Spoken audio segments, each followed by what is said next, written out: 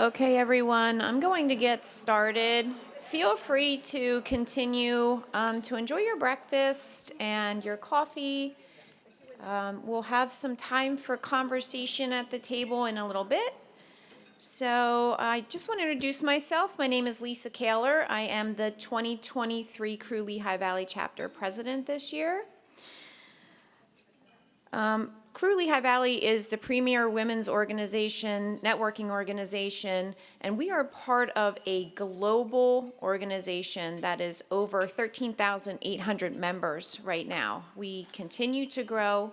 Our local chapter is at about 116. I'm looking at Sam, and she's nodding her head.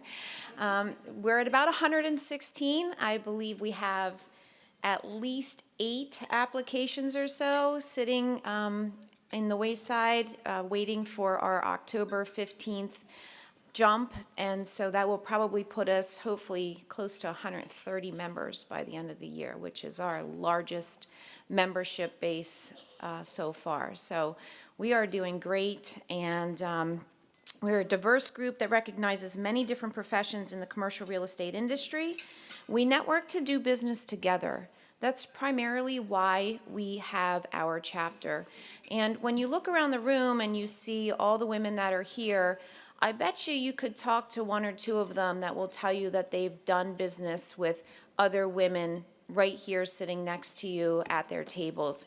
And it's not always closing a deal, but we really do communicate with each other. We can pick up the phone if we have a question about somebody's profession that we're not 100% sure of how we would want to handle that typical situation. So we really are very strong in communicating with each other and networking.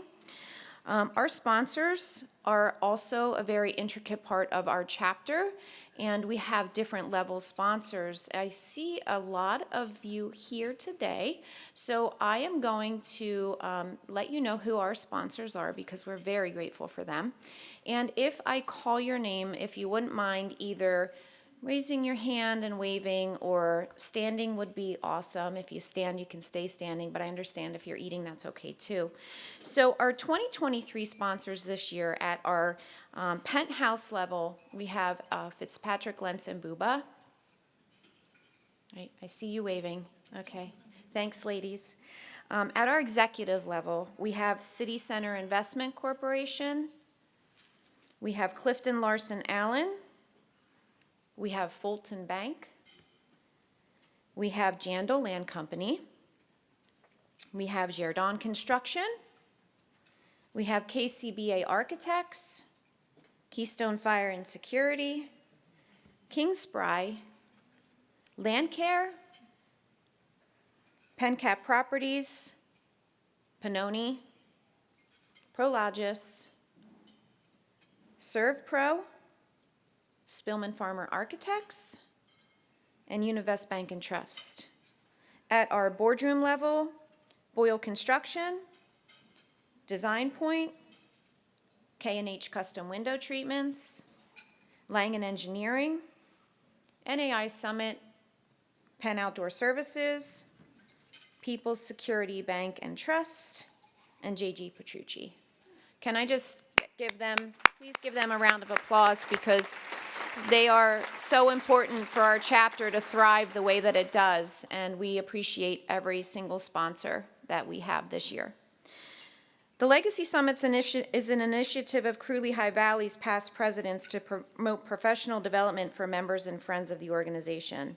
The committee began planning today's presentation in January. We decided on the topic, Let's Talk, the power of communication. All of us encounter challenges in changing technology and methods of communication in the workplace, in our personal lives, and in the general world.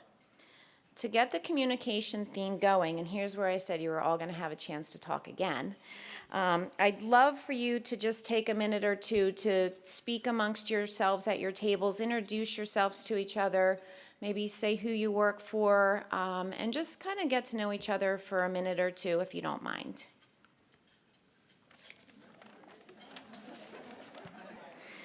So I hope you all had a chance to talk to people at your table, and we will have some more opportunities to network again a little bit later on in the morning. But we did talk about Legacy Committee putting this event together, which is absolutely beautiful. Great food. The view is extremely eye refreshing this morning to see the changes of the leaves and the Lehigh Valley. So thank you, Legacy Committee. Our chapter was founded in 2006, and I want to take a moment to thank the past presidents who are active in our Legacy Committee that helped put this event together. This event takes quite an effort to get everything put together, and it's always one of our best events every year as Crew Lehigh Valley. So I'm going to introduce you to everybody. I think, ladies, do you want to stand? Do you want to come up? Do you want to wave? Jane wants to wave. So since her name is first, she gets to set the protocol. So Jane's waving. So founding member and 2006 president, Jane Schiff. She's going to give a little wave over there. There she is. Kate Hart-Zayas, 2008 president. Tracy Yadish, 2011 president. Krista Dulberg-Kraftishin, 2014 president. Oh, there she is over there. Adrienne Kwiatek-Halub, 2015 president. Her name always gets me, that's why. Every time I have to introduce her, I always have to ask her how to pronounce it. Pam Morris, easiest name ever, 2016 president. Kristen Holmes, 2017 president. And Julie Profile, Associate, 2022 president. Thank you, ladies. I also want to give, there you go, perfect. I also want to give special appreciation and thanks to Shannon Smith and the Goodman Center for Real Estate at Lehigh University for partnering with us on this event. I see her sitting back there. So she's also done a couple other events with our chapter, and it's really wonderful to be able to work with Lehigh University, and she's always so very helpful. This committee is also happy to welcome crew members from other chapters. We're glad that you're here and that we're able to share this event with you. If you have not had the opportunity to check out Crew Lehigh Valley's website, we recommend that you do that. But we also have some other local chapters, such as Philadelphia and New Jersey, that also have some fantastic networking events. So I encourage you to maybe check those chapters out as well. Few housekeeping remarks. Coffee service will be available all morning long. Please help yourself. I don't need any more coffee. I've already had 3 cups because I was up at 4 o'clock this morning, so I will not be taking advantage of that. We've also placed surveys at everybody's place setting. So if you want to just kind of shuffle through, I believe they're under your notebooks. This is super important for us this morning. We are really encouraging your feedback and suggestions because this is what helps us plan our events year after year. So we need to know all of your thoughts, everything that worked well for you, maybe anything that we could make some improvements on. And if you could kindly complete the survey and return it to us after the Fireside Chat, we will enter your name in a drawing for a couple books that we're going to be raffling off today. Well, no, not raffling. You have to fill out that form. So we have 2 books, and they are special thanks to Liz Summers, who donated the 2 books. We're going to provide you with one more reminder, but I mean, as you're sitting there now, I see some pens going already, so good for you. And I'm sure that you've noticed that we are videotaping this event, thanks to Lehigh University. We definitely want to capture the spirit of the day because it's going to be very engaging. So make sure you're always smiling and wearing your best face because you will be recorded. So I'm ready to get the morning started if you all are. I want to make the first introduction for our first speaker. It's my pleasure to introduce Liz Summers. She will be discussing the power of different methods of communication. Liz is the president of Advancing Leadership Consulting, Inc., a firm she founded in 2008. Her clients include Fortune 200 companies, educational institutions, and national associations with services that include leadership, development, executive coaching, and team building retreats. She holds a BA in communications from Wake Forest University. With that, Liz, come on up.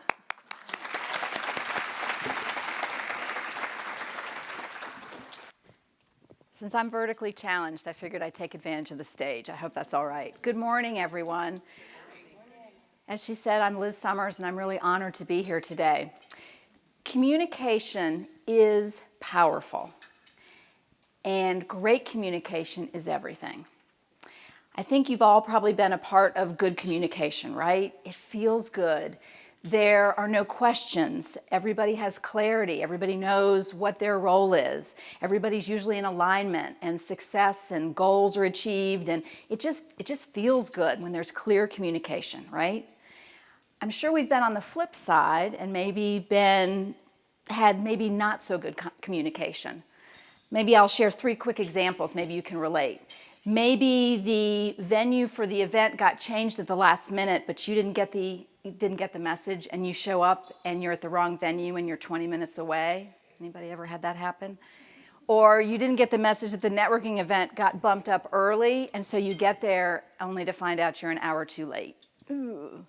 Or maybe someone sends you an email and it's all in caps and it feels like they're screaming when they don't need to be. Right? And when we have the bad communication, it sometimes causes some angst. It takes more time and energy, sometimes more drama, which none of us need any more drama, right? Life is full of that already. So good communication makes a difference, and there are things we can do to help with that. And when you think about it, communication's pretty simple, right? You have a sender and a receiver, right? The sender sends off the message and the receiver receives it. What could go wrong, right? There's a lot that can happen. There's a lot of noise, a lot of static that can get in the way. Let me hear from you some suggestions. What gets in the way of good communication? What happens between two of us when we're trying to communicate? Anybody want to offer a suggestion? Yes. Cell phones. Yes, cell phones. Absolutely. One of the biggest distractions. What else? Earbuds. What was the other? If it's email, you don't get the tone. Exactly. You're missing that. And emotions, right. And there's a lot of noise that gets in the way, right? The other thing, I love someone said emotions, because we have to think about it. A lot of times when communication doesn't go well, we always think it's the other person. But that's not always the case. We sometimes have to look at what's our role in this. Sometimes it is. Someone didn't send the memo and I didn't find out about the venue, sure. But other times it might include us as well. And it's much easier to make it the other person. So we sometimes have to look internally as well. And communication isn't just what we say, right? It's a lot of what this is, the visual, the body posture, right? I mean, if I came up here and slumped around and just didn't seem very enthusiastic, that's not gonna feel good to you or to me. Our posture, whether we're sitting, our shoulders, how are our shoulders? Are we smiling? Not a fake smile, but is it a legitimate smile? Or do we have some open body posture, right? Dr. Albert Morabian has the 55-38-7 rule. Many of you may have heard of it before, whereas 55% of the messaging we receive is visual. So like you said, when it's email, we lose that completely, right? So it's our body posture. It's how we're standing. What are we doing with our hands? Interestingly, I just saw something on LinkedIn that talked about if you keep your hands behind your back, that's not a good idea, because people they find it's harder to trust you.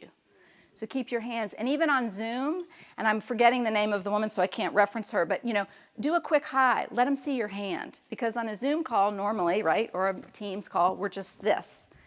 So we have to think about how that works. So 55% is the visual, 38% is the vocal. Am I talking too fast? Am I talking too slowly? I'm not going to scream at you. Am I talking too loud? Am I talking so can't hear me, right? It makes a difference. And tone of voice is so important, right? Someone mentioned that. Great job, Sarah. Great job, Sarah. Or the famous, how are you? Oh, I'm fine. Oh, I'm fine. Okay, right? Sure you are, right? So all of that goes into the visual, the vocal, the verb. Only 7%, according to Dr. Morabian, are the words we speak. 7%. So we better choose them well, right? If you're talking to industry people, you can use all the acronyms. If you're not talking to industry people, avoid the acronyms, because you're going to lose people. So when we think about some of the things that can turn people off, it's that sender-receiver. We want to do the best job we can to set the table. So we can't control how the other person receives our message, but we can set the table and hopefully make it, deliver it as best we can. So something to think about there. How do we counteract some of that, the noise and everything else? Well, I have 5 tips today that I'd like to share about effectively communicating, and I wanted to make them crew-worthy. So I came up with a little acronym, and I thought, what would this work with the words I'm using? So I came up with SLAB, like concrete slab. I don't want to demerits because I have an extra A in the acronym, but it's the way to remember, okay? So there are 5 tips. So I'll go into each of them. Self-awareness is the first one. Listen, amplify, accept, and body language. So self-awareness is the first one. So self-awareness is the ability to understand yourself, understand your strengths, and understand how others may perceive you based on that, right? Just understanding yourself, because when you can leverage your strengths, we're not good at everything, but if we can leverage our strengths and understand how others might perceive us, it's really helpful. Let me give you 4 quick examples. Say you're very direct. You are to the point. You get your point across very directly. That can be fantastic, right? Except if somebody is they might see that if it's overdone as maybe you're blunt, maybe rude. You have to be careful with that, right? So depending on who you're speaking to, your audience, you might want to pull that directness down a little bit or add some emotion. Maybe you're very detail-oriented, and that's very important. Details matter. Details matter. However, if you're giving all the data to someone who only wants the executive summary, you're going to overwhelm them with information. Have you ever seen they just kind of like zone out, right? So we're not successfully delivering our message. Maybe we have all the information, but we need to deliver it in a different way. They don't want the whole 20 pages. They just want the 3-paragraph summary. Maybe you are extra high energy, right? And that's wonderful. Enthusiasm and persuasive, and that's wonderful. But if you're talking to someone who's a little bit more introverted and a little more reserved, they can be overwhelmed by your exuberance. And that can turn them off too. So we want to think about lots of different ways how we can do that. So when we think about self-awareness, it's not only our self-awareness. We have to know ourselves first, but maybe get a sense of the folks around us because we understand how we're perceived. The second one is we have self-awareness. The second is to listen. How good does it feel when you've really been listened to? It's a great feeling, right? You feel validated, you feel valued, you feel appreciated. Even if you offer something and they say, we love your idea, but we're not able to do that. But if they've really listened to you, it's okay. You feel better, right? It's important. We talked about major distractions. She mentioned the phone. Absolutely. So when you're talking to someone else, put the phone down. Look at the person. I did some research on multitasking. We think we do that really, really well. When it comes to we don't. We're less productive and it takes more time, believe it or not. So I think what's important is to remember to really listen for understanding. To stop what you're doing and look at the person. Have you ever walked into someone's workplace and they're just tap, tap, yeah, what do you want to talk about? And they don't stop what you're doing and just look at the person. It makes a difference, right? Or they walk in, and I'm strolling on my phone. It makes a difference. So listen. It goes a long way to building relationships too and trust with people. So self-awareness is the first one, our first slab. L is for listen. Our first A is for amplify. And the definition of amplify is to make louder, right?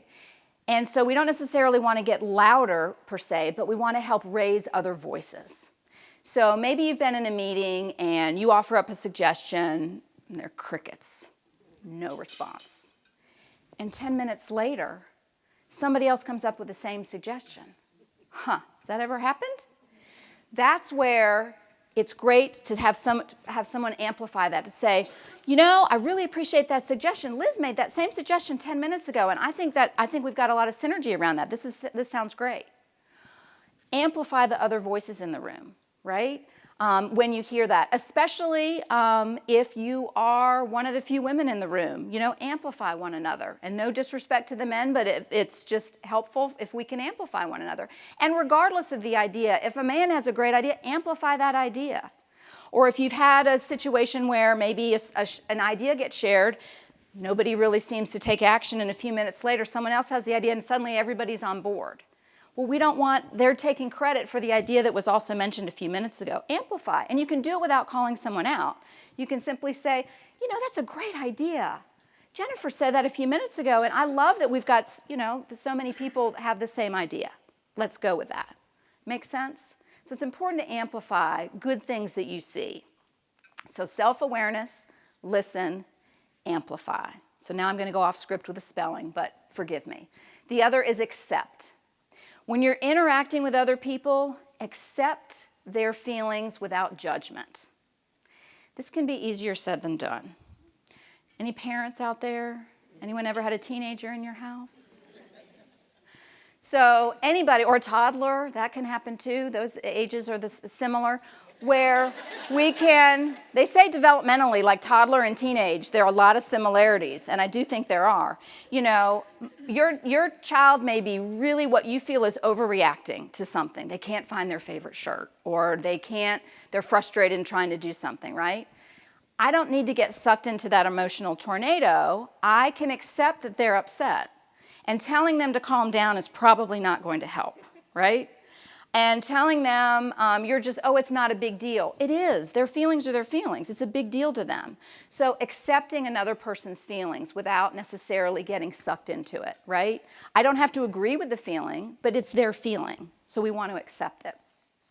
So we've got self-awareness, listen, amplify, accept, and the last is body posture. So we want to make sure we have the best body posture we can have, right?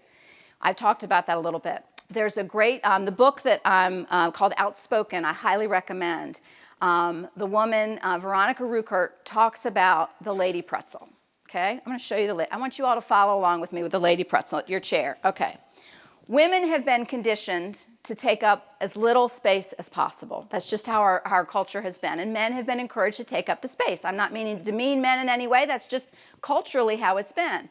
Often for women, it's the crossed legs, it's the arms close by.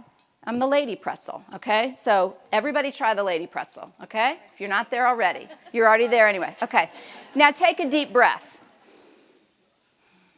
Okay. Now undo the pretzel. What she calls postural ground zero. Have your feet just flat on the floor, your knees just a little bit apart, shoulders back, hands here. Now take a deep breath. Is it a little easier the second time? Usually it is. And she has a great quote. I want to make sure I say this correctly. You cannot feel at the top of your game if you can't breathe. And you certainly won't own the room. So it's important for us to take up the space we need. A couple other quick things, if you're at the boardroom at one of those big, wonderful mahogany tables that are great, I feel like a 4-year-old at the table because I'm short. So adjust the chair. I mean, it sounds silly, but take the time, adjust the chair so you feel confident.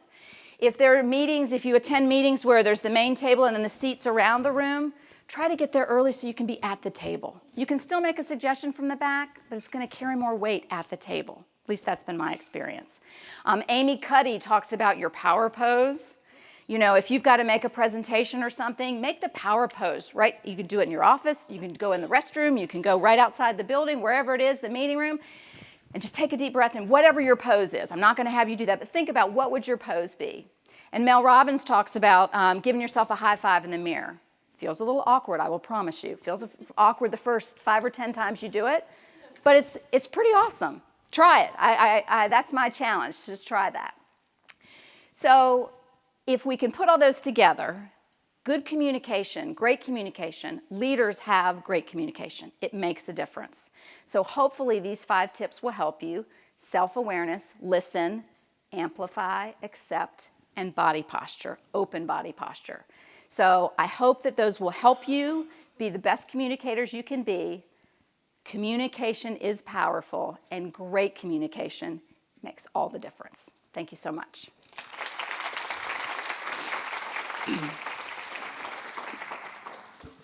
Thanks, Liz. That was awesome. I was thinking to myself as you were talking about the power pose, as I stood here this morning holding on for dear life, like, oh my goodness, so I'll try the power pose. And I sat in the lady pretzel when I was sitting in my seat, so yeah, that's going to be my new mantra when I go into a meeting. I'm going to go lady pose, don't do it. So we'll see how that happens. But okay, so we are going to roll right into our panel discussion. And we are going to have some lovely ladies up here that are going to speak with Liz a little bit. And I will turn it back over to Liz so she can introduce our guests on our panel. And then we'll get started with that. Great, thank you. I'll have our panelists come up, and I'll introduce them as they come up. So Genesis Ortega, go ahead and come up and seat it, and we'll do that. I think, is that okay? It's more of a conversation that way. So Genesis Ortega, Angie Gosman, and Kathryn Brown are going to be joining us. Let's give them a hand.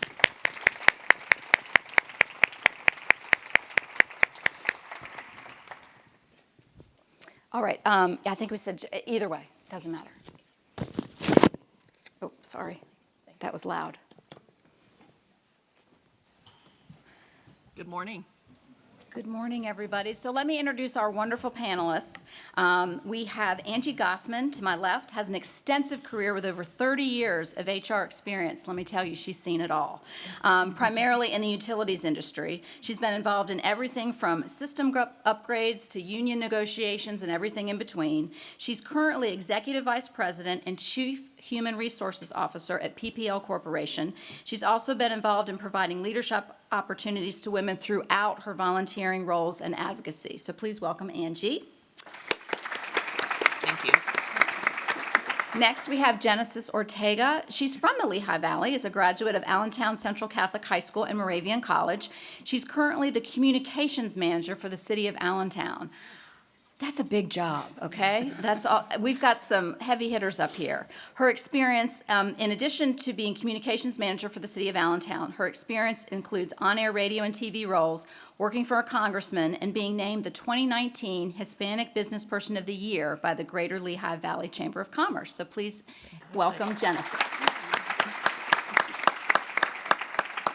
And next we have Kathryn Brown, who's founder and principal of Morton Brown Family Wealth. She's a certified financial planner who is changing the way financial advice is shared here in the Lehigh Valley. She's a graduate of York College, and she's also a graduate of Leadership Lehigh Valley, a member of the Estate Planning Council, and was named the Lehigh Valley Business's 2019 40 Under 40 honoree and a 2015 Woman of Influence. In addition, she's an active volunteer in multiple organizations. So please welcome Kathryn. So I'll be moderating, and what we wanted to do today is we want to hear from you and we want to hear from these excellent panelists here about communication. So I'm going to pose some questions. I'll give each of them a chance to answer, and we'll just take it as a conversation from there. And if there are questions, we can also hopefully have some time for that as well. Okay, we ready? All right. So I talked a little bit about listening as part of SLAB, was listening. And active listening really is a learned skill because it's not just hearing, it's really listening to understand. So how do you encourage active listening in your workplace and with others? So how do you encourage that? Who would like to take it away? I can start. That'd be great. All right. Well, good morning again. It's great to be here. I'm a storyteller, so I typically tell stories, and it relates to the topic. Hopefully you can connect here. So this goes back in time, but it was almost like it was yesterday. My daughter is an ICU oncology nurse, but when she was entering the 6th grade, as parents, we go into junior high and they take the parents on one side of the building to talk about what junior high is going to look like for your child, and the children go on the other area. And the counselor came and said, all right, parents, listen, this is going to be some interesting years for you. Your kids are going to be growing. They're in that in-between stage. But the most important thing is your child wants to be heard. And when they come home and you say, so how was your day? And they start with a problem, this is going to be normal. But what you don't need to do is fix the problem. They just want to be listened to. And the whole time she's speaking, I am like, no, you're completely wrong. My daughter wants me to fix things. I'm the fixer. That's why she expresses the problems to me. So I'm very grateful for that moment. So I go home that night and I talk to Kaylin and I'm like, Kaylin, listen, how did it go with junior high and your introduction of what you're going to experience? She's talking, she's all excited. My daughter is very social, very talkative. That's not a problem. And I said, well, let me ask you a question. When I ask you how your day was, or you raise a problem or an issue, and I was leading her, you want me to fix it, right? And she paused, and I said, or do you want me to listen? And she's like, Mom, sometimes I just want you to listen. Mm-hmm. And it was such an eye-opening for me. It was a huge blind spot for me, and it was something that I then very intently with her and our son, but I moved it also into the workplace. My bias, my go-to, my natural instinct is to fix things. Mm-hmm. If someone has a problem, I need to fix it. I don't want them to hurt. I don't want them to suffer. I don't want them to stress. I want to fix it. And I can come up with 3 solutions for you right now. So what I have told my children, I've told my husband, and I also talk to each leadership group that I have responsibility for. When you come and talk to me, I know you may be coming because you just want to be heard. You may need to vent. You may need to get something off your chest so then you can refocus on what you need to tackle for the day. Or you might want me to fix it. I'm going to tell you, if you don't tell me in the beginning, I'm going to go to fix. I'm giving you the card that when you come in and you talk to me, say, Angie, I just need you to listen. Angie, I just need someone to hear me. I need you to let me talk this out so I can process it, or I need you to fix it. And I will honor and respect whatever you ask me to do. So I'm giving that card to you, and I want you to use it. So that's something that I always try to do with any new group that I have, which allows me to be a very active listener, understanding what that individual needs from me. Great, thank you so much. That's so true. I mean, I agree 100% with you, Angie. I'm a very solutions-based person, so it sometimes takes me a lot, too, to be an active listener.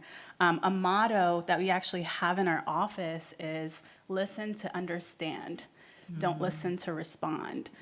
Because a lot of the times people just want to be heard. And so as I was hearing you tell your story, it made me think, I had a flashback of last week where I was speaking with one of our directors. She pulled me into her office, closed the door, and gave me a list of issues that she had. And so me as a solutions-based person, at the end of the conversation, I said, this is what I heard, and these are the 3 solutions that I have for you. And she looks at me and she says, I just needed you to listen. Like, you know, I appreciate you coming up with solutions, and that's great, but I just needed it to vent. Like, I just needed the time to vent, and I appreciate you listening to me venting, but that's it. Don't do anything from there. And I think that's the power of communication, when you're able to have a dialogue and you have a relationship with someone where you can say, you know, this is what I heard that you need from me, and the other person can say back, no, I actually don't need this, or I do think this is great, move forward. But it's important to have that relationship and communicate. Absolutely. Katie?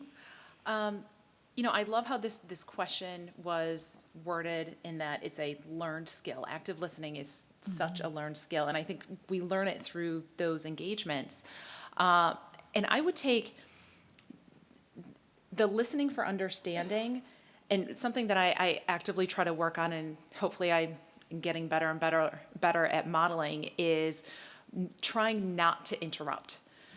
And at one point, I came to the realization, every time I interrupt somebody, I am making an assumption. I'm making an assumption about what they're asking, what they're looking for, what they need. And that's not fair to walk in making so many assumptions. And so to kind of intentionally pause and make sure that I'm listening to the full comment, the full conversation, and looking for those cues of what are they looking for in the moment. Are they looking for an answer, a solution, or just to be heard? And so I try to focus on not interrupting, and then also when it does come around to perhaps my side of the conversation, if I'm coming back with a question, is it open-ended? Is it allowing them to go further and deeper into the issue or the item that they are raising? So I think focusing on some of those, you know, coming to gather more information and to truly learn through the listening process. That's where I like to kind of focus my energy, I guess, when I think about active listening. I especially like what you said about the pause, because sometimes in an urgency-based culture, we don't like a lot of silence, right? And yet silence is golden. There's a reason they say that. So I like what you're saying for whether we're trying to decide if we're just going to, listen, do they salute, whatever, take that breath and that pause. So I think that's all great advice. Second question, as a leader, I talked about amplifying, the importance of amplifying voices. How do you amplify the voices of others, especially maybe of younger associates or also people who are more introverted and maybe more quiet? How do you amplify their voices? I'll let you start first, Katie. Okay. When I think about this question, I think about we work with a lot of families, and we focus a lot on the communication within couples and how couples communicate about their, not just their finances, but their hopes, their dreams, all the things that they want to accomplish, and how the kind of financial piece helps to support some of that. But it is so common for within a couple that one of the spouses often drives a lot of the financial discussion, a lot of the planning, and the other spouse is typically a little bit quieter at the table, may not be quite as engaged. And so I'm constantly looking for that in conversations with spouses, paying attention to who's speaking and what is the reaction of the other spouse, and to take the time to say, okay, thank you. I would love to hear, what is the perspective of the other spouse, or how do you think about this, or what is it that has you concerned, or what is it that has you excited, and to take the time to give space. And I'm also going to add, in an environment that is comfortable and it feels like they can open up. So I think we have to be aware of kind of our environment around us as well. But to really open up that conversation, I think, to the quieter spouse. And sometimes it's conversational. Other things that we might do is we use some different tools or questionnaires or something where I'd like to get feedback from people individually, and then kind of bring it back to the table and then say, okay, how does this show up? And just to hopefully open up some of that conversation further to bring it to a collaborative space. That's great, thank you. Genesis? I think ultimately there needs to be a safe space. Katie was saying people just need to feel like they're in a safe space in order to open up. And so you can do that by empowering those individuals that are quiet or reserved, by just maybe pulling them aside, not doing it publicly, but pulling them aside and saying, I really appreciate your point of view. I would love for you to speak up more in a meeting. Like, the ideas that you have in private are great. Let's talk about them in a group setting. But empowering those individuals, because most of the times, it's that they don't feel confident in their ideas. They don't feel confident in what they're going to share to the group. So by telling them privately, like, I think this is great, I think this is awesome, you should speak up more, gives them a little bit more energy to just be more dynamic. Anything you'd like to add? I love that. So I will, the points here made are priceless. So hopefully you're all taking notes from these two bright women here this morning. I'll take it a little bit differently. Again, storytelling. With allowing people to really be their whole self and to feel like they really truly are a part of something and feeling included.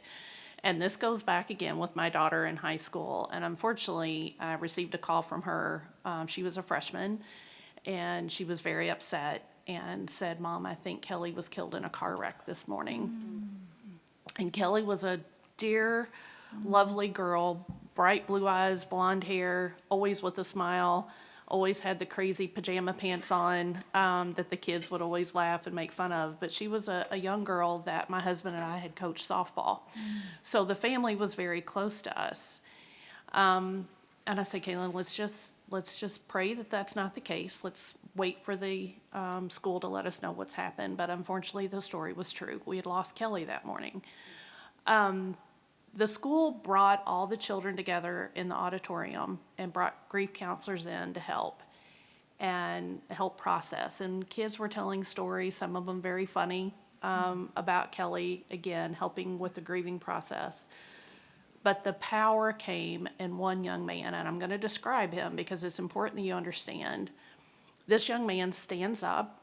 Most of the students did not know him. He was dressed differently from most.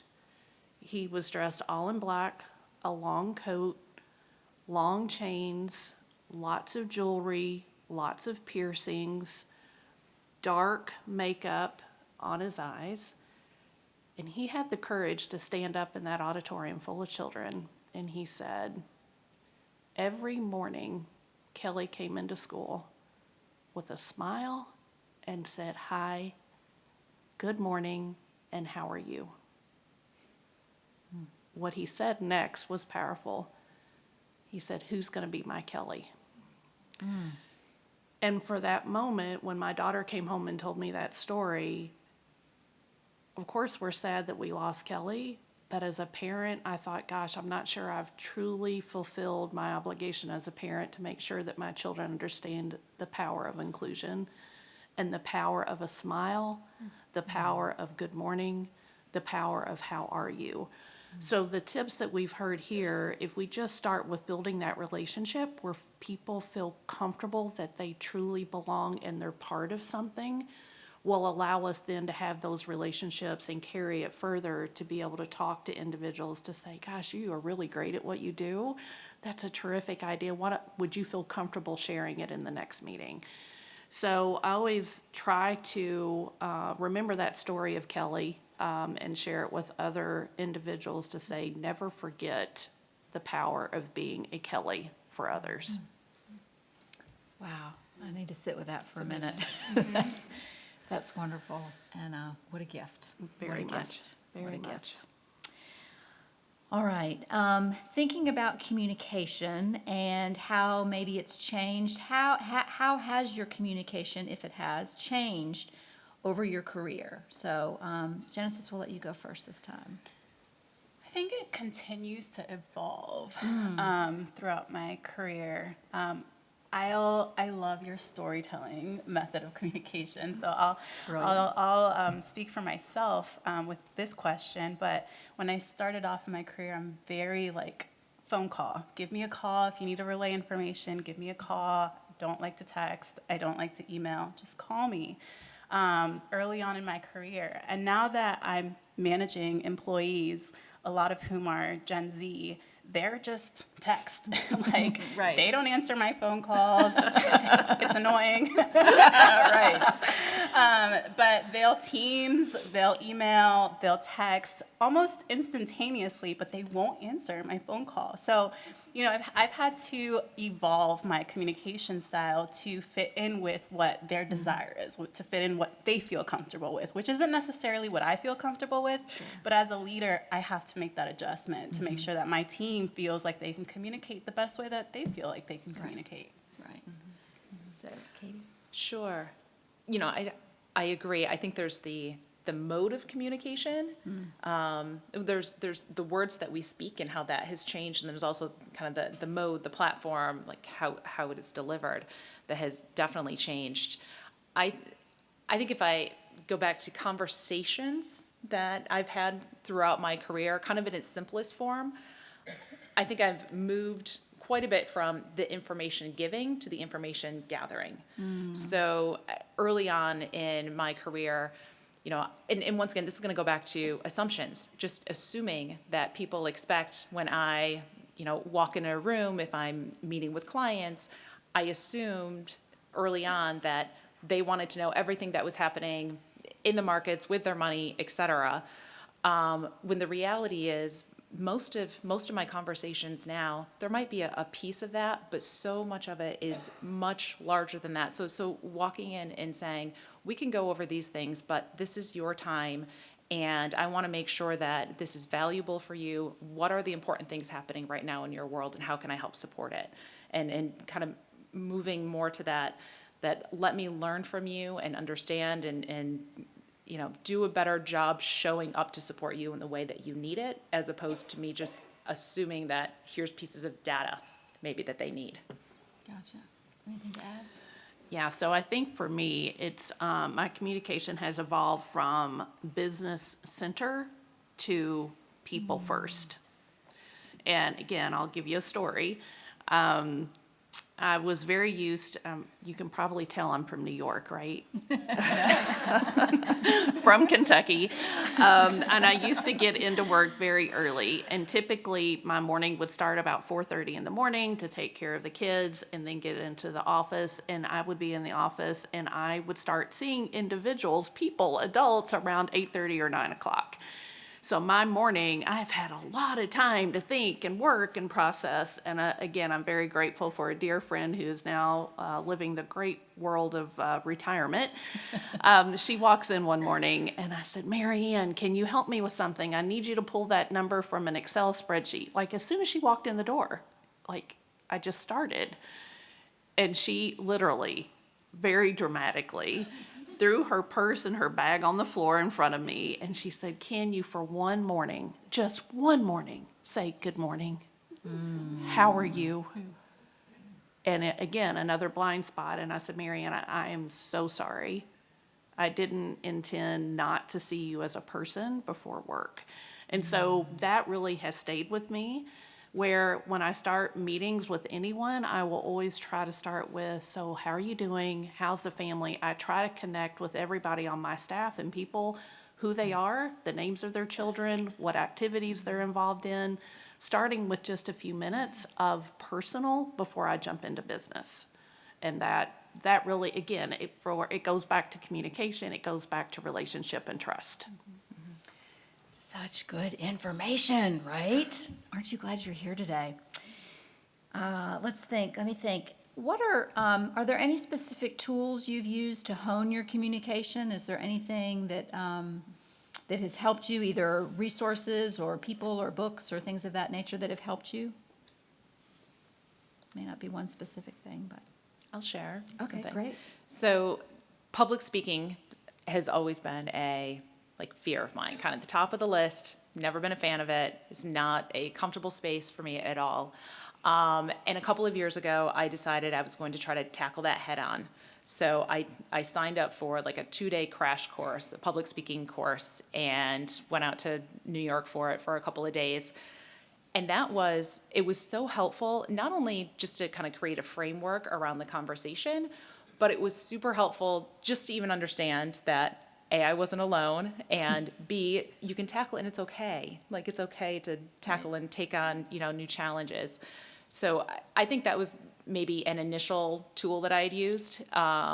I haven't figured out that tool for karaoke yet. That's still kind of at the top of my fear list. Not a fan. But beyond that, like everybody else, I didn't bring my phone up with me, but our cell phones are huge tools for communication, not just the voice and the text, the occasional social media, but I often use it too, just to put in a quick reminder, reach out to this person, or the other day when they had the power list for the real estate in Lehigh Valley business, there were a number of you, I think, on the list and a few friends, and I, took a quick picture and shot it out and said, hey, congratulations. Like, just to be able to use that for the quick points of communication, the quick, I'm thinking of you. Another example, I was walking downtown in downtown Allentown the other day, and one of our clients, there was a van, and it was logoed with, the name of his company. And, he wasn't there, but I took a picture of it and sent him a note and said, hey, it's great to see your team out and about. Hope things are going well. So just the little computers we carry in our pockets are so helpful. I think there's so much value in attending networking events like this, or conferences or panels. One of the things that I learned early on, which I think was really a game changer with my networking, was, when you meet somebody, keep their business card, and if they, have a milestone or a birthday or something that came up, send them a handwritten thank you card. Oh, yes. And so it's crazy to think that something that takes 5 minutes to write out and put in the mail can really make someone's day and can really go a long way in your relationship with someone. But that's not something that I learned in a book. That's not something that I learned in a webinar. It's something that someone suggested at a panel that I went to, and I decided to try it. And again, it unlocked a communication style, communication method that I otherwise wouldn't have used. But to answer your question, when I took this job with the city, I had incredible imposter syndrome. as I'm sure many of you can relate, in taking on new roles because I didn't have a formal communications background. And so I decided to invest in myself, and I took a bunch of webinars. I paid for a bunch of webinars online. I forget what the website was, on communication, to get familiar, aware with what to do in crisis communications. I learned about SCI, which I don't even use in my job. But I invested in myself, and so I think I would recommend, if there's an opportunity to invest in yourself when it comes to whatever you're working with, whatever you're dealing with, I think that would be incredible for your own self-growth. Absolutely. Yeah, and I love that. I think just as women, I think oftentimes we have a fear of saying, I don't know that. I don't have an answer. Maybe having a fear that you have to have all the answers and all the information. It's okay not. I mean, you were not built to carry the world. That's why you have a team around you. That's why you have colleagues around you. And by leveraging those individuals on your team, you're allowing them to rise up and you're allowing them to have a voice and to speak. So it's okay not having all the information. It's okay to say, you know what, I'm not sure, but let me get back in touch with you. Absolutely. And then make sure you do that. Or I'm not sure, but I have a great person I can connect you with that would be able to give you that information. So, just being able to own that and not beating yourself up because you did not have that fact. Right. I think I don't know, like you said, is a yes, no, I don't know, as long as you follow up or what have you, I would much rather someone say I don't know than say something that's wrong or incomplete. So I totally agree with that. Just a time check, because how are we doing on time? 2 minutes? Oh, 2 minutes, okay. I'll just offer then, is there one, when you think about communication in general, is there one piece of advice? We've shared a lot of great advice here. Is there one thing that you'd like to make sure everybody hears today that when it comes to communication, either something that's helped you or something you've learned? Okay, Go ahead, Katie. Kate. She raised her hand first. I would say stay curious, just lead with curiosity and recognize whoever it is that you're talking to, there are a million things that you could learn from them. And so to, just ask a lot of questions, ask a lot of open-ended questions, and lead with curiosity. I think I'll say that mentorship has been key for me in communications, having a circle and a network around you of people. Because as Angie said, you don't have to know it all, but if you have trusted mentors that can give you advice in those situations where you're not really sure where to go, it can go a long way. Yeah, and I would just say, we all know life is hard. Inside of work and outside of work, it is unprecedented what individuals are going through, and a lot of times you don't know what's going on in the lives of the woman to the left or the right, or the people in front of you at work. So lead and communicate with empathy. Don't make assumptions. Allow people to have some grace that there are going to be bad days, but have the courage then to say, listen, Emily, I noticed today you're a bit off. Is there anything I can do to help? Yeah. So just lead with empathy and see individuals as people. Wonderful, wonderful. Round of applause for our wonderful panelists today. Thank you.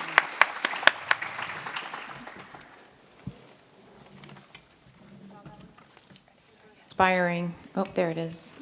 Very inspiring, ladies. Thank you so much, Liz and Angie, Katie, and Genesis, for being real and raw this morning with us. I'm sure we all have stories that can relate to the conversations that went on up there.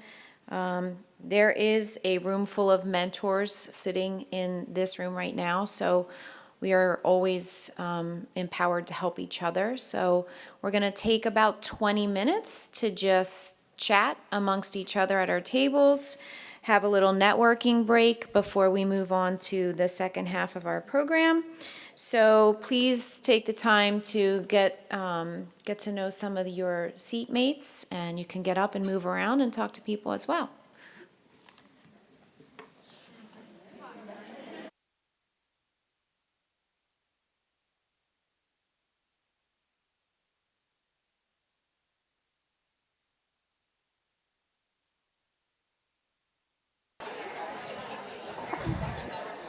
Good morning, ladies. And gentlemen. We're going to start again with the next part of our program. Sit right here, Heidi. There you go. Okay. So if I could all have you sit and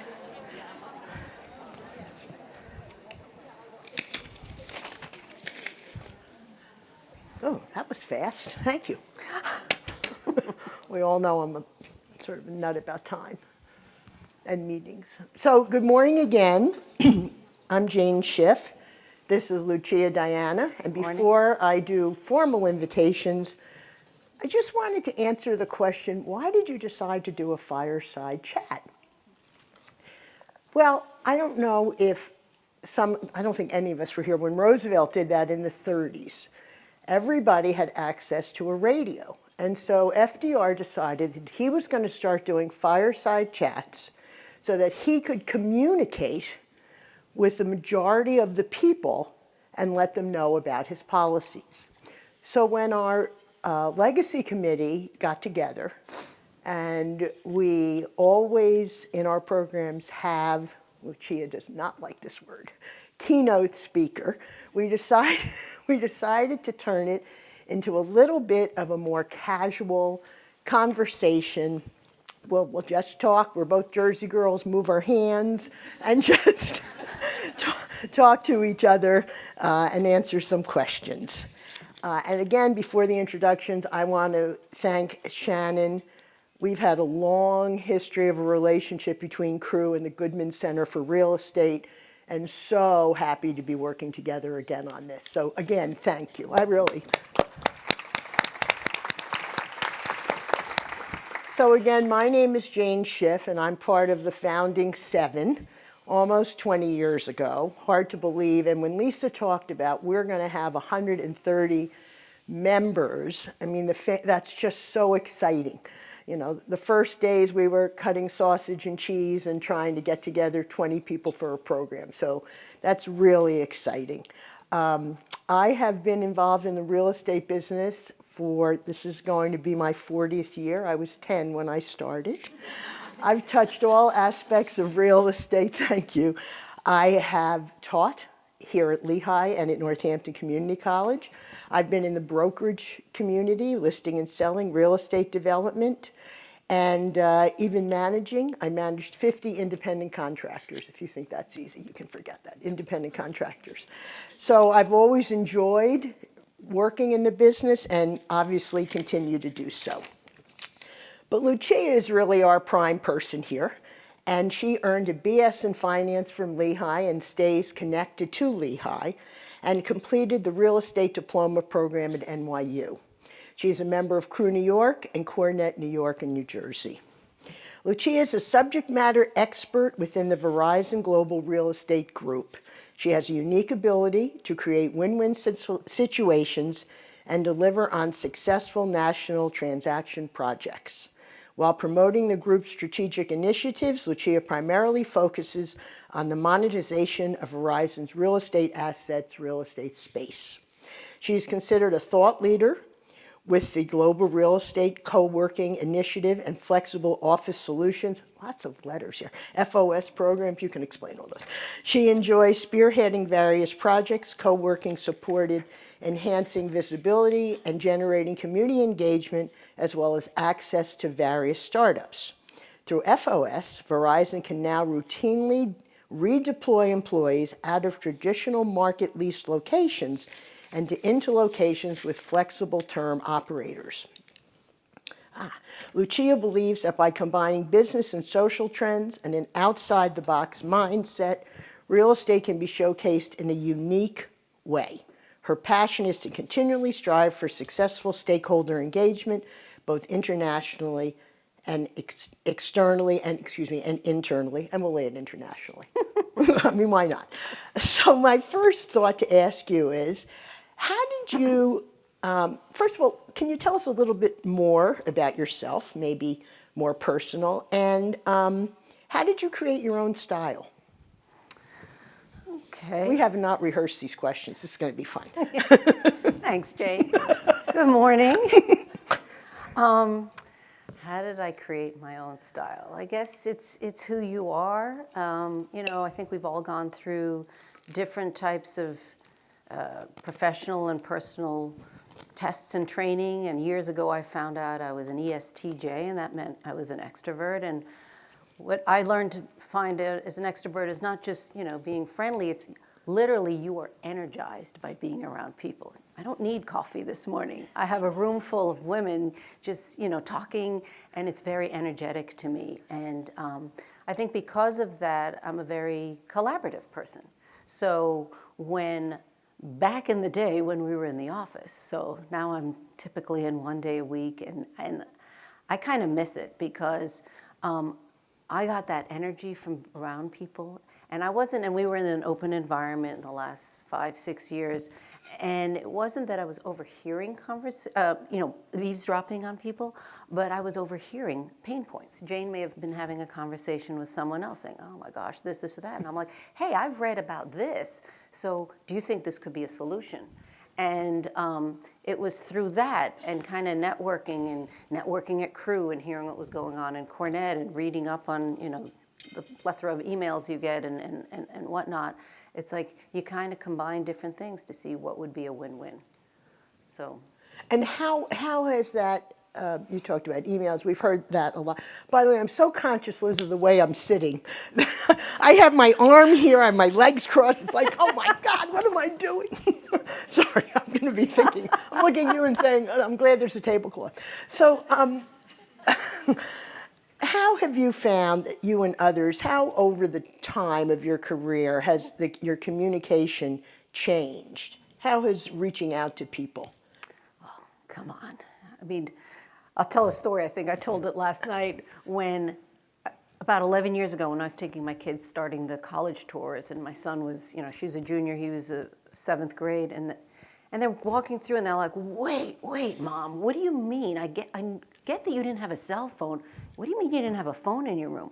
What do you mean you had to stay and on a payphone and call collect home and then have your, reject the call and they would call you back? And so communications changed a lot. And I'm with a company now that is at the forefront of that connectivity, which is kind of cool. And, back in the day, my first job in the city, in New York City, was working for a real estate developer, and the mailroom guy would come deliver your mail, and he would give you the phone list, and he'd kind of say, check your name, because people were getting, fired left and right, and is your name still on it? And you went, and had meetings. Fast forward to that, when I was at AT&T, you had like 4-hour meetings and 5-hour meetings, which were really, it was all-day meetings every day, to now accelerating it with where we are today, right? And you have Slack, which is our instant messaging, which has changed throughout the years. You have email, you have texting, you still have meetings, you have virtual meetings now that we've all been part of during COVID. So, what's your preferred? What do you personally prefer? We all have preferences. We have to deal with everything. But what do you personally prefer? So Myers-Briggs tells me I'm the extrovert. Clifton Strengths tells me I'm a learner, so I ask lots of questions. I prefer in person.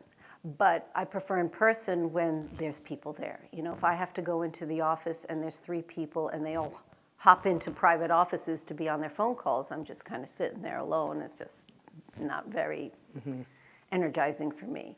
I like to read body language, so I can do that well in person. You can do it somewhat on a Zoom call if they have their camera on, but there's body language. So when you do have that head, you're not seeing that they may be doing this or whatnot. Or when they don't have their camera on. Or when they don't And so have you their have no camera idea on. who's behind the screen. And it's kind of like with a text, or someone writes all caps because they forgot to take the caps key off, and then you're like thinking, what are they saying? And you're perceiving it one way. And look, I'm human, and I'll speak and I'll say something, and I look at the person and they're like looking at me. I'm like, I didn't mean it that way. I didn't mean it that way. Like it came out wrong. But when you're sending a text or an email and then someone's forwarding it, right? It's what we've all, cautioned our kids about when they first got phones. Like that's there forever. and and you didn't mean to send that email that way. Maybe the person perceiving it got it that way. I think it's just much better in person because I can read and say, wait, let's straighten this out. This is what I meant. Or the voice to text emails. I mean, I've gotten forget into it. that habit, but I check them. There's so many anagrams. I don't know what people are saying sometimes. It's sort of not there. Yep. So how do you adapt your specific communication to your different audiences? So I had a director once who was an introvert. So he was very amenable, very approachable, just a wonderful guy. But and I was starting up new programs and, excuse me, I had to, go check on things with him or show him where I was at. I knew if I had 5 items, I could only do one thing at a time. And we would talk, because he liked to talk. But I knew that if I had to go to him the next time, I'd have to go give him 45 minutes, give him 2 hours before I went back to him. I couldn't send him emails. He had 40,000 unread emails. They would just die. I mean, people would call me from around the country because I had the real estate. I was there, and I could say, he's off the phone now, and they would call him because either it would go to voicemail and their emails were not read. In fact, I even had a colleague say, can't you do your job? You're always in your boss's office. And I said, that's not the case. This is how I have to manage him. Whereas when he left and someone else came in, he goes, you can just, send me an email or we'll meet, every other week. And I would say, okay, I've got 7 items. And he'd be like, go. And we get them done in half an hour. Whereas 7 items with the other boss would just take all day because you had to go at different times. I know that there's some people who respond via Slack or instant messaging, some people who are excellent at emails, some people respond better at phone calls. My husband is, he coaches a lot of people. He calls himself a talent agent, and he'll say to people, call me. And all they do is they just revert to email or a text. And he's like, I'm not responding that way. I want to talk to the person. So you have to really know, I think I heard that in the previous panel, really know your person to find the best way to communicate. It's kind of like when you have kids, right? You can't parent them the same. One may need to be reeled back. You're studying till 2 in the morning, that's too much. And the other one says, you really need to put your head in the books and start studying for this test. So Depends on the person. yeah. And I have to call out Adrian because Adrian, during these last couple of days, was sending me email after email. I pick up the phone, Adrian, what do I need to do? So I thank you for that. So let's talk a little bit about the elephant in the room, AI. So how do you see that impacting communications going forward? So, as I said, I've seen, in my little world of real estate, I've seen AI really trying to provide data, right? We're in an age of data analytics, and it's what are we doing with that data is what's key. So it's not eliminating jobs, because I think about when we went to the open environment and we got rid of everyone's offices, even our VP sits right on the floor. And we had the community manager. They took a page out of the book of co-working, and they would go and say, oh, what do you need? Oh, do you need pencils? And we took away everything that was in your desk. Here's a stapler. But they would count heads. So they would count heads 4 times a day, how many people are in the space. What we've done now is there's sensors everywhere. They can count the number of people. It's really technology, I think, that the retail stores would use, how many people are in the space at a time. You have to be careful with privacy, so we're not putting sensors under the desk, but it's just kind of sensors through the doors, how many people are in the space at a given time. And it's with that data then that you can either, deploy more people in that location, or you can use it for facilities, and we're like, oh, it's a busy day. Let's send the cleaning crew through the ladies' room and men's room, 4 times today, as opposed to on a Friday when no one's even there. Why even waste the effort to go clean the bathroom that hasn't been touched since Thursday night? So it's that kind of information that then you're taking those people. So it's different, right? Maybe someone who counts head doesn't have the capability of sitting there and analyzing the data to then make better decisions. I heard someone speak at a conference I was at a few weeks ago, and it was think about what the luxury brand cars do, right? And it just is trying to be more focused on what your needs are going to be that you don't even realize they're your needs. So some of the cars you unlock the door, and when you open the door, it lights up the ground. Maybe you dropped your keys. Maybe there's a puddle there, right? So I wouldn't think of that, and it's like, oh, okay. They're using AI again in real estate for the hospitality. That's how they're going to get people back. That's why co-working is trumping office space, because people are welcome. They make them feel like it's their second home. And it's, how do you feel when it's like, Jane, how are you? You know, I heard that before, greeting someone with a good morning. How are you? And they're like, I'm not getting that in my office. It's sitting empty, right? And you're going to a place and they're anticipating your needs for the day. Oh, wow, you had your son's concert last night or whatnot. You must be tired.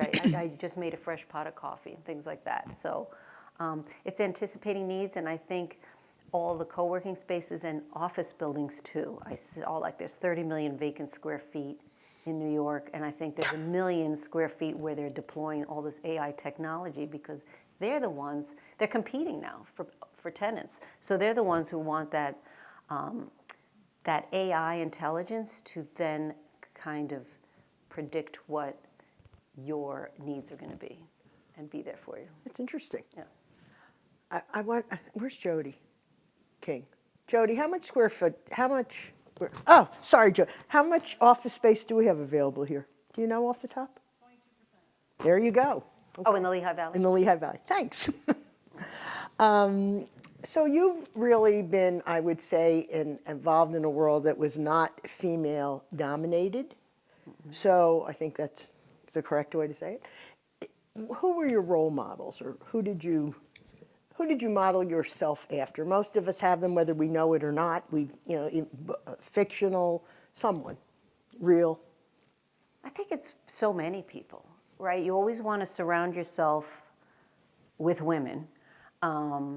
I was a member, so I'm a Crew New York member, but before that, when I was with the real estate developer, I was part of ARU, Association of Real Estate Women, that then became Crew. Mm-hmm. Then when I went to AT&T, I wasn't part of it. I was home for a number of years. When I went back to Verizon, I'm like, I think I want to join New York Crew. Mm-hmm.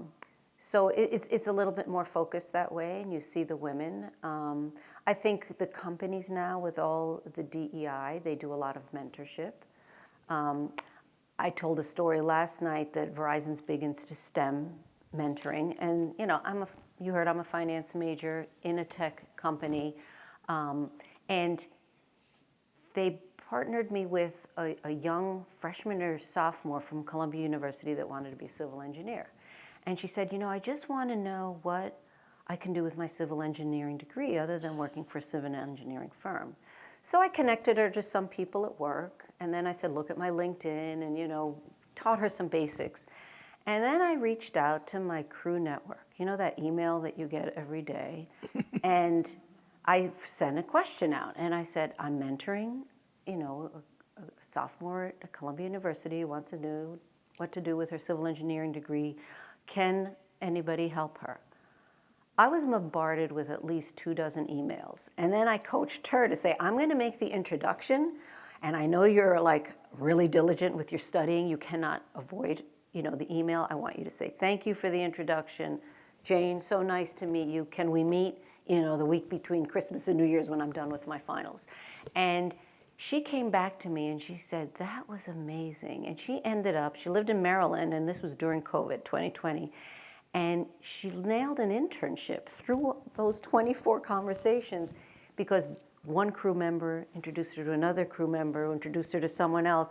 She had landed an internship in Maryland, so she didn't even have to pay for a job, an apartment in New York, where she wouldn't have been paid much, and it was still iffy back then in 2020. And she got a great internship, which led to another internship. She now works for the government. She's got a great job. And she came back to me again, right, in circle, because I kind of taught her that. Always keep in touch with your networks. If you see something, LinkedIn is great for that. You see, oh, Jane, commented on this. And it's like, oh, I got to reach out to Jane, or you can write it in your phone as a reminder to reach out. And so you look at that, and you look at the women around you that want to help. Mm-hmm. To me, that's kind of where I've wanted, have aspired to. Aspired. To mentor people. And I think, using real estate, since I'm in that group, and we have a lot, right? We have 110 million square feet of real estate. It's large. How do we enable the business, right? We have different businesses. We have legal teams and marketing teams and innovation teams. And what works right for the accounting or legal team may not work right for the innovation team. So how do you parent differently, your different groups? And how does real estate enable the business as opposed to being that necessary evil? So now you have a seat at the table too. So I think that's important. And I Trigger something, but before I get to that, I just want to know, for those of you who are not members of Crew, that was the best promotion to join Crew, and that was unsolicited, so I just, grab your membership information when you leave. You mentioned that you went back to Verizon, so I made an assumption that you were out of the workforce for a little while. Yes. And how was that coming back? Well, you left, which a lot of us have done, and then came back to the workforce. How was that to get back into that structure and ladder? That was tough. I see it now.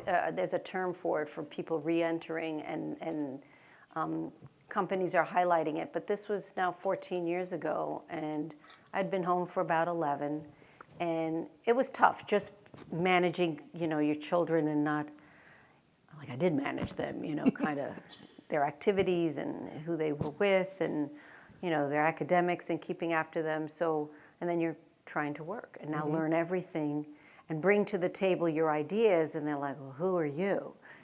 So it's that part was tough, and it's kind of like, I think a lot of times with a new job, or a new boss, you kind of have to, almost show your stuff all over again. Right. And sometimes it's fast and sometimes it's not. But you have to be your authentic self. I heard that. So you just have to roll up your sleeves and do what you do best, and kind of lead by your examples, whether it's a new boss or a new place. And then it's like, oh, like we have one idea that I keep bringing back, and I'm like, I mentioned that 14 years ago, and it's not that far off. So, that gets frustrating. Yeah. I mean, it's a reality, though. It is a We reality. all come up with ideas, and then someone comes up with them, and all of a sudden everybody's on board. And your career does take a step back. I mean, at least it did for me. But, I have two healthy, successful children. One of them went to Lehigh and introduced me to Shannon. So it's been very fruitful. So, everything's a balance, too. And I won't say I regret it at all. But, Choices. They look at you. It's choices. We'll all make choices. That's what we're Definitely. doing. And I'm okay with that. So what we thought we'd like to do now is just open up a Q&A. Even, I know there wasn't time after the panel, so if somebody has a question for a panel member or for Lucia, would like to do that. Just, again, casual, any questions anybody has. Oh, come on, we didn't plant them. Somebody has a question. Okay. I think we should make it a law that when you have a Zoom meeting, everyone has to have their camera on. I am a proponent of that. It's so annoying. We do in our global real estate. And what's ironic is if I'm meeting with people in other groups, a lot of people don't have their cameras on. But the minute someone joins that's from the real estate group, my camera goes on, because that's like our little silent rule that we have cameras on. And then someone, let's say from a network team, goes, oh, I didn't know that's what you look like. But you kind of, just like you follow the communication style of whether you text someone or email someone or have a face-to-face, it's kind of like who's comfortable, and maybe they're not comfortable. And sometimes people just say, I was sick all night, I had a bad night, I'm not turning my camera on, and that's okay. So. We interrupted you. I'm sorry. Do you want to continue that thought? Yeah. Oh, I was going to say, my team and I were presenting to a prospect, and it was like 7 people in the prospect's office, and all of them had their cameras off, and so we're pitching and with no feedback whatsoever. And but the second law, as mayor of this universe, that I'd like to see is everyone should have their contact information in their email. I mean, Yes. an email from somebody. Yes. I really need to pick up the phone for this one. I don't want it to fly. And you have no idea how to find them. even when you're using your cell phone. Even put it on the bottom of your.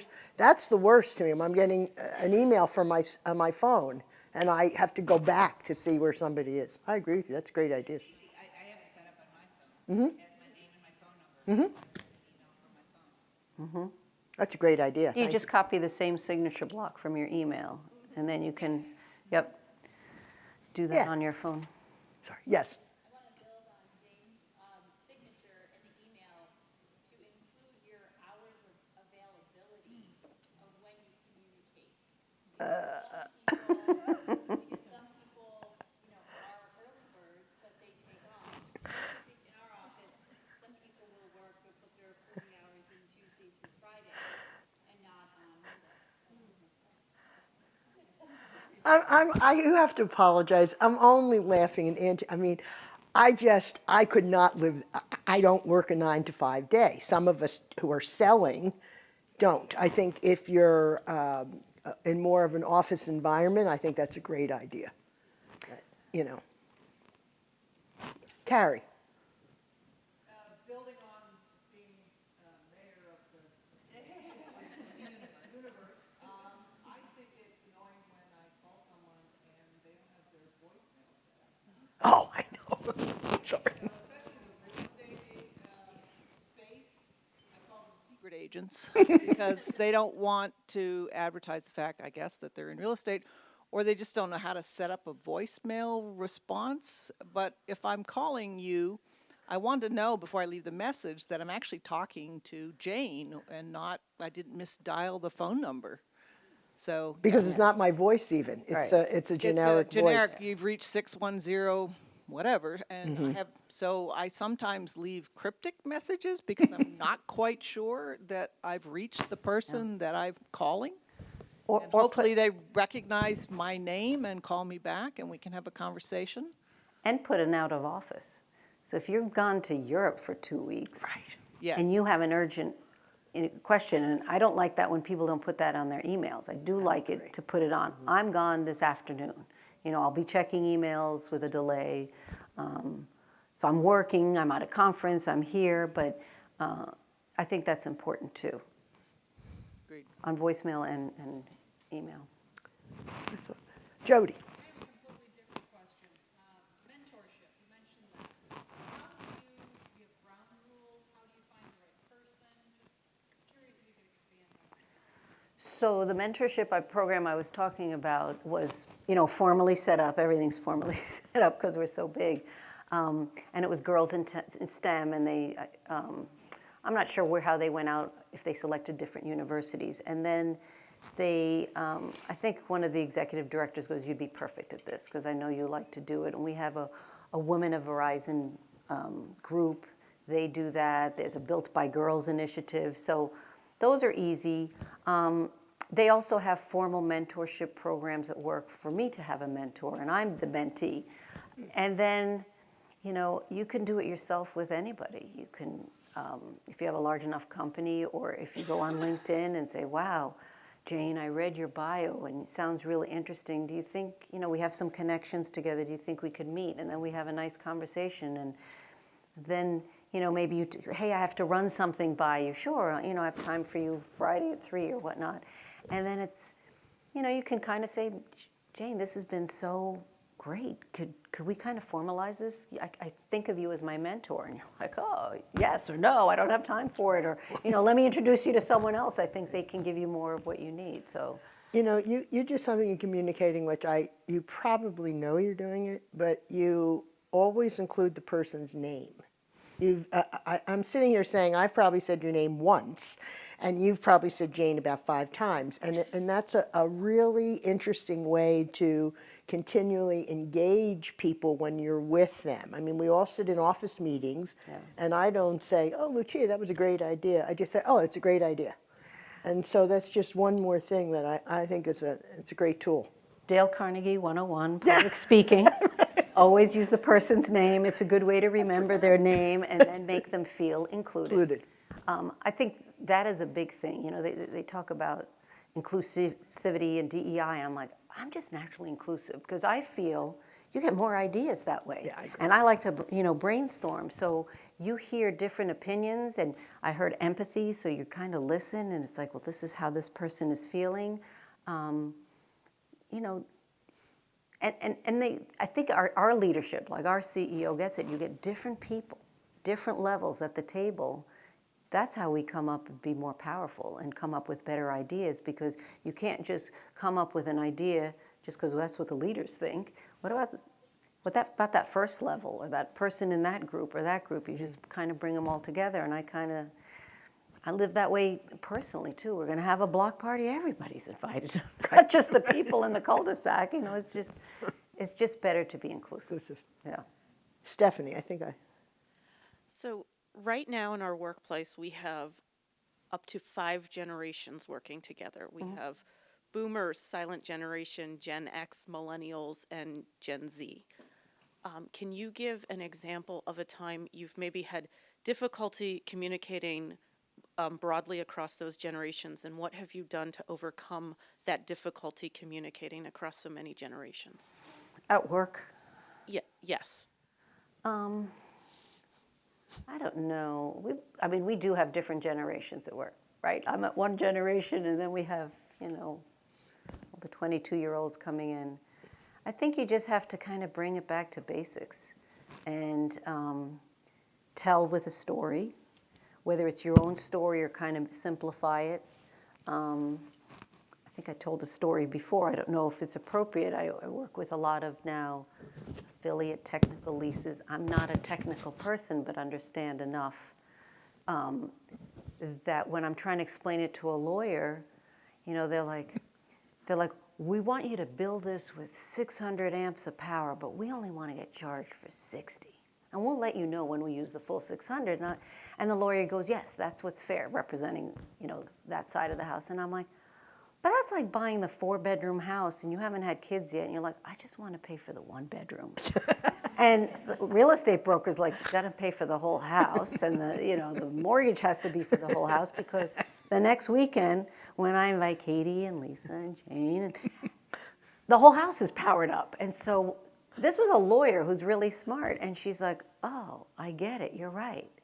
We just have to pay for the whole 600 amps that we're ordering, otherwise we have to do different. And it was different types of people that may not have been as technical, right? So you have a lawyer, and you have age-old people building it, and you may have new people occupying it. So you kind of sometimes use an example that's not even what you're talking about.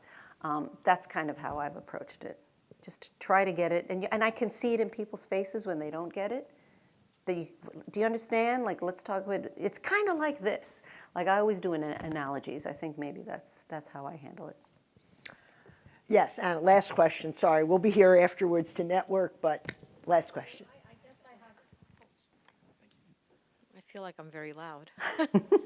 Should hear it from up here. So I guess I'm looking for how you would handle, or for some advice and help, and bringing up the generations. So I find that when we have younger generation, I'm an engineer, so when we have a couple of young engineers and maybe it's a product of COVID, maybe it's a product of generation, but they're very we come to work, we do our work, we do good work, but then we go home. There's no interaction. And it's very hard to get them to interact with others, not just socially after work, but also they'll send, I know what you said, you have to kind of work to how they want to communicate. But literally, from me to that podium, and I get a message on my, messenger. Hey, do you have a minute to come over here? Hey, I have a question. And I'm thinking, okay, how about we talk? And what's frustrating is these young people are very capable. They're very intelligent. And I hear from them, oh, yeah, I want to be successful. I want to advance. And I'm trying to explain to them that part of being successful is not just being able to number crunch at your table or put in a report. It involves, talking to others and being able to pick up the phone rather than, and when I say, hey, can you find out what time or what date or how many copies or whatever, I always get, well, I'll shoot them an email. And I'm like, just pick up the freaking phone and call. So, like, do you have any ideas on how to maybe like make that leap? It's frustrating. It drives me crazy. It is frustrating, and I've told my kids you can't be that way. I do have someone who's just starting out, and he's working for me, and he's like, oh yeah, I'll send an email. I said, okay, copy me on the email, but pick up the phone. You know, guys coming back from vacation, you want that email to go float back on top. You don't want to resend it. Just say, hey, I sent you an email, 11 days ago, and this is what it's about. Do you have a few minutes to pull it up? If you are in person, that was one of the big adjustments. At the time when I joined Verizon, it was all cube farms. And I had a cube, and I would get up and I'd go over the aisle to someone. And this was a guy who was older than me, and he said, you don't have to come over every time, just instant message me. And I'm like, but I'm here. I get instant messaging the person in New York, or instant messaging if we're all on a call and you're like, oh, did I hear that right? Or, can I say this? I think it has a place. But I think it's that coaching and mentoring and saying, here's an example. The one guy who's young, he's like, yeah, I just sent Rob these emails. He's not getting back to me. I said, I know how, I can tell how this guy, Rob, works in Boston. I said, set up a call once a week, half an hour.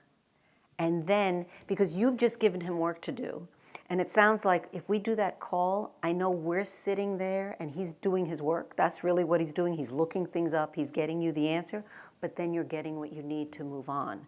So I'm kind of, and he goes, you're so great. You're telling me all these things. And, you do it in a nice way. And I'm like, I'm trying to help you, to help us. And you've got to understand he's going to work this way, so you're going to have to adjust. We call going to work a moment that matter, like come into the workplace if it's purposeful. And this is just something little that I did.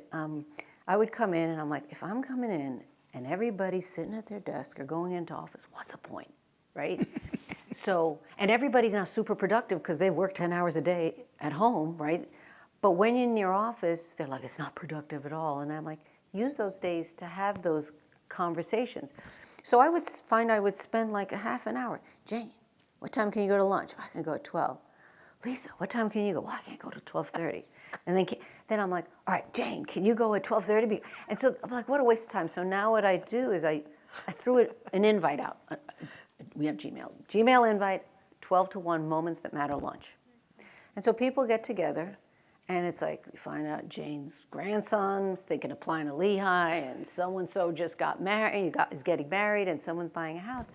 And I remember one of the executive directors sat back in her chair, and it was like, it's like how it used to be. You'd go to lunch, It's like you don't want to go back, because you're just constant. You're running from meeting to meeting, whether it's on the phone or in an office or in the office on the phone. And they were like, this is really nice. So then they're like, it would be really nice if we could get this area, because we have one area, we have a beautiful cafeteria, glass corners like that, 2 rounders that will hold like 24 people. Someone goes, it'd be really nice if we could get this whole area. I said, all right, who can I speak to? Like, because we have QR codes at every desk, and you book your desk either ahead of time or when you walk in. And I worked with the people. She said, show me the area. She goes, oh, well, Joe likes this area where he put a Dunkin' Donuts. I'm like, but it's dark. It's got the Dunkin' Donuts colors. I want this area because it's got the 2 big round tables. And so she goes, okay. And then they cordoned it off. And like the first time, this one executive director invited his whole team in. So there were like 60 people. We were overflowing. And everyone's like, this is so nice. So even the VP came down. She goes, do it again. So every month I just find a date that works with whether we're having, our CEO speak. So this way a lot of more people are in the office. And it's just time to sit back and like the olden days of 4 years ago where you might go to lunch together with your team and I'm like, and invite anybody. And if I forgot anybody, forward the invite. It's people are like, oh, there's other people who live in New Jersey who, don't report to this building. I'm like, you're right, let's include them. Just forward it and just make it inclusive. And then I think when people are sitting together and you're breaking bread and they get to know you, then they may be more amenable to like coming to you and not just slacking you or instant messaging you or, setting up a Zoom call. I know I have a friend that I graduated Lehigh with, and she works at this financial planning office, and she's the office manager, and she said, we have new payroll, and they won't pick up the phone because everybody running it is 24 years old, and they're like, we'll set up a Zoom call. She goes, and then they don't get on camera. She said, I don't want a Zoom call. I want my question answered now at 3:30, not at 9 o'clock tomorrow morning. So it's kind of like guiding them. I don't know if that answered your question, but those are some things that we've done, or I've done. But you had shared, either when you, Adrienne, and I had a Zoom call to meet each other, about generationally, you don't find it as wide a gap with communication as one, Stephanie, you mentioned the 5 generations, and Yeah. Anna, but, I work in an industry where there's a huge age difference, and we're all texting or emailing. That's what we're doing. We're Yeah. not calling as much, but I think we're going back to that. But everybody, regardless of their age, Yep. is doing the same thing. Yeah, well, we have the technology, right? Yeah. On March 12th, we were in the office. March 13th, everybody's working from home. Right. There were companies like our personal accountant, they struggled because they had computers in the office. How do we get people at home? How do we make sure it's secure? That wasn't an issue from us because that's our mantra. We can work from anywhere. That's, secure and it's encrypted and whatnot. But everybody has that technology and kind of goes with it. And, they better learn how to get on. We use Blue Jeans. They better know how to use the technology. We have certain technology in conference rooms. Everybody better learn how to use it because use it or you're out. You're not going to be communicating. So I don't find that. I find all people slacking. I think you find ages. I find it's preferences.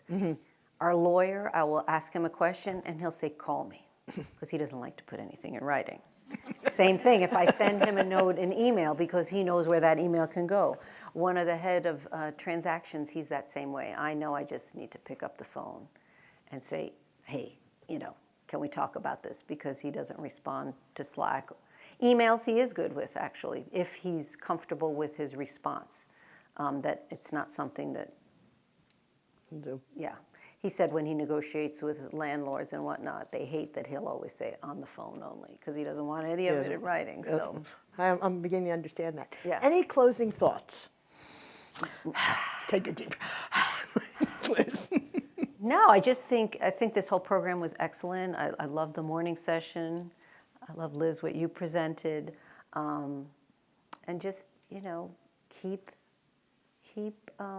networking, because that's what you have and that's what you can fall back on. This is very important. I know I can go to Shannon anytime, ask her about questions. She can come to me. And it's like aha moments when things click and it's like, wow, this really worked out. Right? With the practicum at the Empire State Building, that was awesome, because the guy who runs there I graduated with, and I'm like, why aren't you involved with this? You should be helping out this group. And then he donated the space, which I think was awesome. And Jane here, everybody I met, it's like, well, Jane introduced me to this and that, and that's just a good place to be. And even if you're not out there and want to be a connector or a dot connector, it's nice to know that you have this group to fall back on. And then the greater group of even crew, like I did when I was trying to mentor this girl, civil engineer from Columbia. People were calling from all over the country that saw that request, and it's like how awesome it was. So it wasn't actually the crew person in Maryland who got her the job, but she was introduced to nail getting the internship. So that's what I always coach anybody in, is just use that network, whether it's LinkedIn or going to in-person events. It's important. Thank you. Thank you. For your time. Before I've been asked, Lisa, I think I've been asked to make sure everybody fills out the surveys. So It's on your table, so please take 2 minutes to fill it out. I don't know that it asks for your name. I think it's just,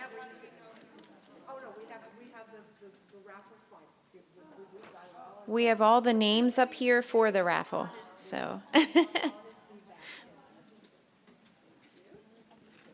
So thank you, Lucia and Jane, and all of our speakers from today. If we can just give them another round of applause. What a great conversation this morning.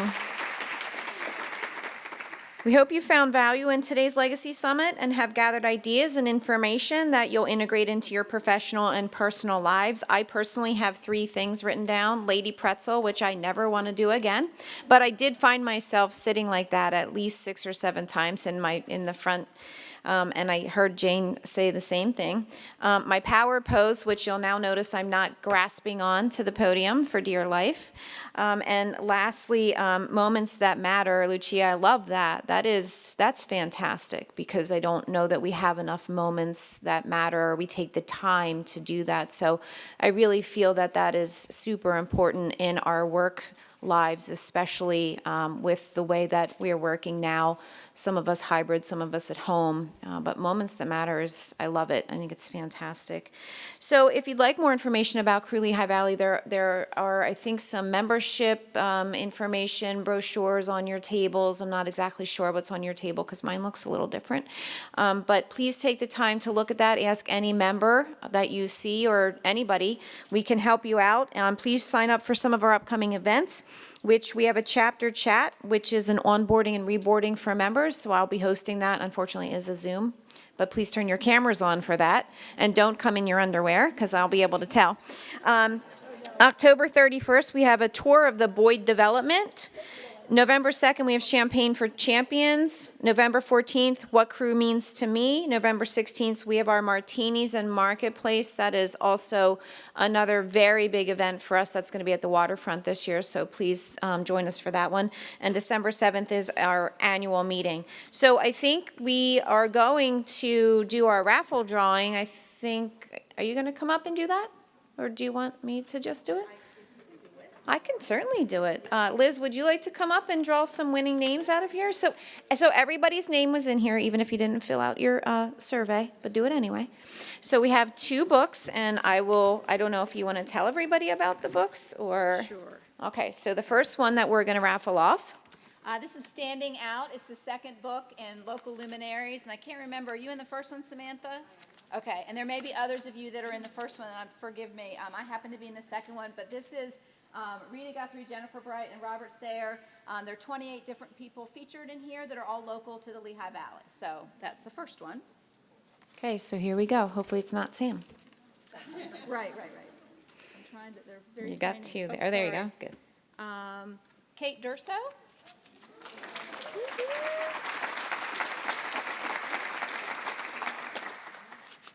And the second is Outspoken. This is Veronica Ruckert.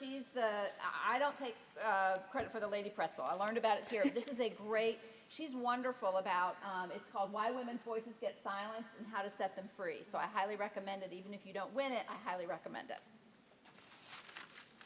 They're tiny, so I want to make sure There you just go. one? You got it. Okay. And Naomi Centrella.